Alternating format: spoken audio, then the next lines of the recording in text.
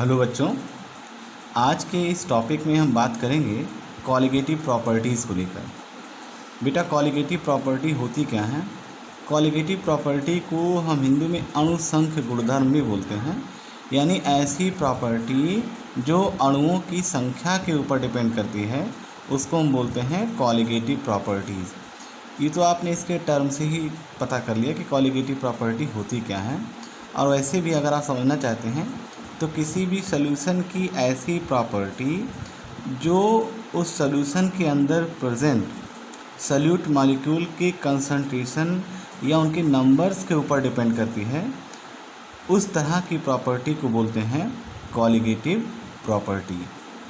Colligative property solute के nature पर depend नहीं करती है, सबसे इम्पॉर्टेंट बात यहाँ पर यही है।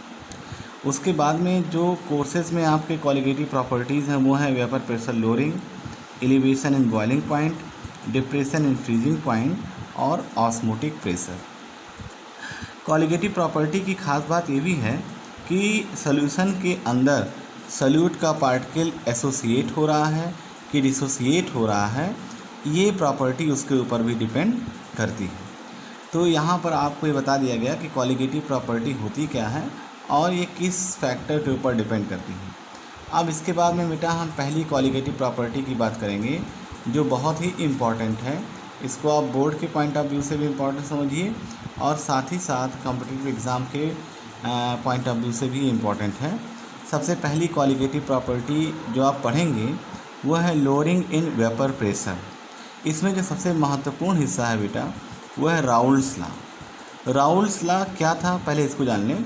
राउल्स लॉ सॉल्यूशन के अंदर जो कंपोनेंट मौजूद होते हैं उन कंपोनेंट के वेपर प्रेशर और साथ ही साथ सॉल्यूशन के कंप्लीट वेपर प्रेशर के लेकर बात करता है। इन सब के बारे में, इन सब के बिहेवियर के बारे में जानकारी देता है। दूसरी बात, राउल्स ने अपने लॉ को किस तरह से दर्शाया, किस तरह से बताया। उसने बताया कि vapour pressure of solution is directly proportional to mole fraction of component which are present in liquid phase in the solution. बात समझ में आ रही है? इसने कहा कि किसी भी सॉल्यूशन का जो वेपर प्रेशर होता है वो उस सॉल्यूशन के अंदर जो कंपोनेंट प्रेजेंट होगा उस कंपोनेंट के मोल फ्रैक्शन के डायरेक्टली प्रोपोर्शनल होगा। बच्चों, इससे पहले की क्लासेस में, इससे पहले की कक्षाओं में आप लोगों ने मोल फ्रैक्शन के बारे में जानकारी ली होगी कि mole fraction number of moles को कैलकुलेट करता है, नंबर ऑफ़ मोल्स को लेकर आगे बढ़ता है। तो यहाँ पर वो बात आ जाती है, कहीं ना कहीं जो राउल्स लॉ है वो नंबर ऑफ़ कंपोनेंट की बात करता है, कंपोनेंट की संख्या की बात करता है, जो कि कॉलिगेटिव प्रॉपर्टी का एक महत्वपूर्ण हिस्सा है। दूसरा, जो राउल्स लॉ है बेटा वो केवल आइडियल सॉल्यूशन के ऊपर ही डिपेंड करता है, यानी कि आइडियल सॉल्यूशन के ऊपर ही एप्लीकेबल है। अब आइडियल सॉल्यूशन क्या होता है इस चैप्टर में आगे आपको समझाया जाएगा। अगला कंडीशन इन्होंने बताया राउल्स ने कि किस तरीके से या किस नेचर के ऊपर चलेगा। इन्होंने बताया कि सॉल्यूट का नेचर चाहे वोलाटाइल हो और चाहे नॉन वोलाटाइल हो, वहाँ पर राउल्स लॉ फॉलो करेगा। अगला इन्होंने बताया कि राउल्स लॉ जो होता है वो इलेक्ट्रोलाइट के ऊपर एप्लीकेबल नहीं है। इलेक्ट्रोलाइट जो कि डिसोसिएट हो जाते हैं, जिसमें आयनों की संख्या घटती और बढ़ती रहती है, इस तरह के सॉल्यूशन के लिए मेनली राउल्स लॉ एप्लीकेबल नहीं है। बहुत ही इंपॉर्टेंट पॉइंट से मेरा ध्यान देना, अक्सर ये पॉइंट बच्चे नहीं पढ़ते हैं और इसी में से क्वेश्चन बन के चले आते हैं। तो आपको बताया गया कि राउल्स लॉ की कंडीशन क्या हो सकती है। राउल्स लॉ में सॉल्यूट का नेचर वोलाटाइल और नॉन वोलाटाइल दोनों हो सकता है। दूसरा, यह इलेक्ट्रोलाइट के सॉल्यूशन के ऊपर, अब इलेक्ट्रोलाइट आप लोग पढ़ चुके हैं जैसे कि NaCl, KNO3, इस तरह के सॉल्यूशन के ऊपर या इस तरह के इलेक्ट्रोलाइट के सॉल्यूशन के ऊपर डिपेंड नहीं करता जो कि सॉल्यूशन के अंदर डिसोसिएट हो जाएं। दूसरा, कुछ कंपाउंड्स होते हैं जो सॉल्यूशन में एसोसिएट हो जाते हैं, जुड़ जाते हैं, जैसे कि एसिटिक एसिड और बेंजीन अगर आपस में रिएक्ट करते हैं तो उसमें एसिटिक एसिड डिसोसिएट होने के बजाय एसोसिएट होना शुरू कर देता है। तो इस तरह के कंपोनेंट के साथ भी राउल्स लॉ फॉलो नहीं होता है। इसके बाद में राउल्स लॉ के लिए सबसे इम्पॉर्टेंट जो कंडीशन है वो है कि सॉल्यूशन है वो बहुत ही डाइल्यूट होना चाहिए और नॉन इलेक्ट्रोलाइट होना चाहिए।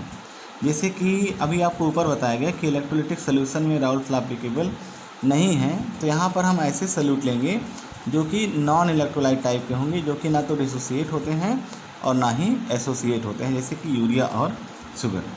तो यहाँ पर आपको बताया गया कि राउल्स लॉ होता क्या है और कौन कौन सी कंडीशन हैं जो राउल्स लॉ के लिए एप्लीकेबल है। ठीक है भाई, ये बहुत ही इम्पॉर्टेंट है, इसको बहुत ही ध्यान से आप लोग सुनिएगा, देखिएगा और नोट्स में इसको ज़रूर लिखिएगा।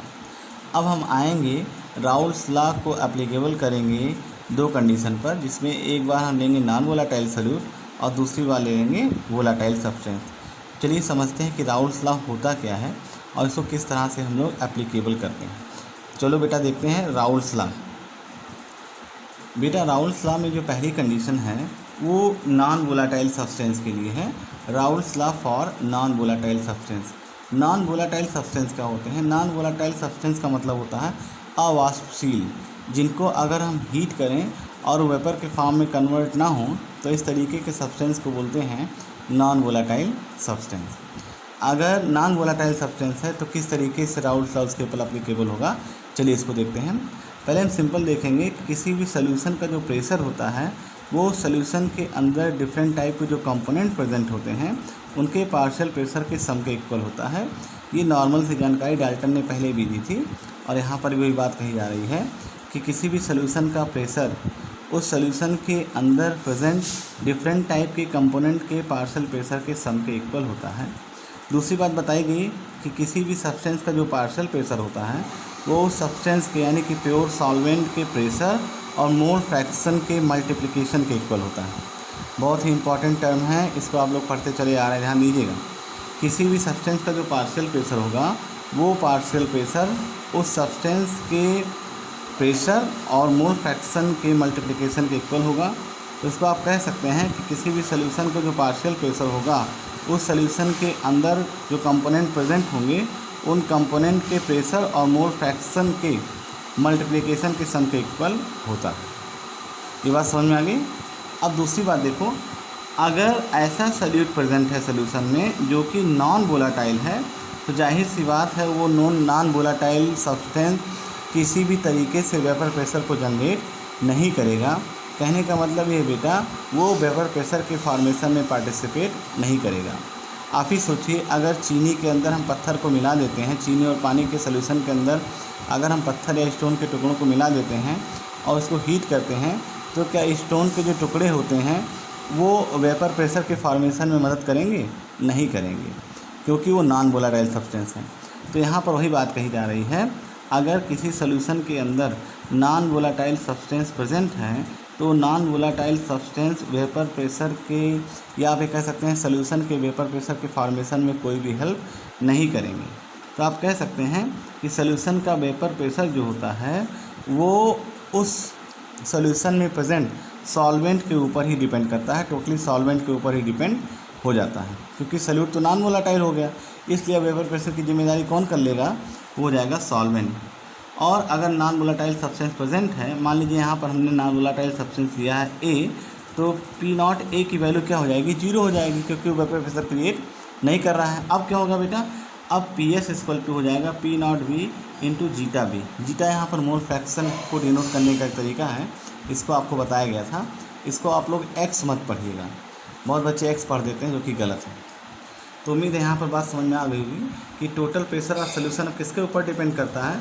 केवल और केवल एक ही कंपोनेंट जो कि सॉल्वेंट के फॉर्म में वहाँ मौजूद है, और सॉल्वेंट की जो पार्शियल प्रेशर की वैल्यू होगी वो सॉल्वेंट के प्रेशर और उसके मोल फ्रैक्शन के मल्टीप्लिकेशन के इक्वल हो जाएगा, और एक कंपोनेंट का मान पूर्णतः 0 हो जाएगा। क्यों? क्योंकि वो किसी भी तरीके से वेपर प्रेशर का फॉर्मेशन नहीं कर रहा है।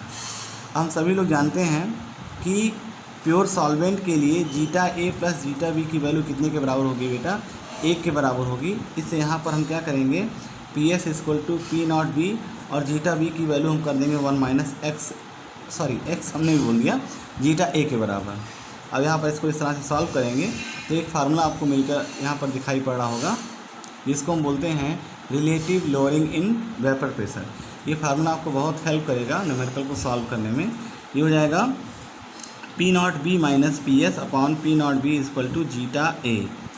ठीक है, यहाँ पर जो ये पी नॉट बी देख रहे हैं, P not B minus P S upon P not B, इसको हम बोलते हैं relative lowering in vapour, vapour pressure के मान में कमी होना। क्यों कमी हो रही है?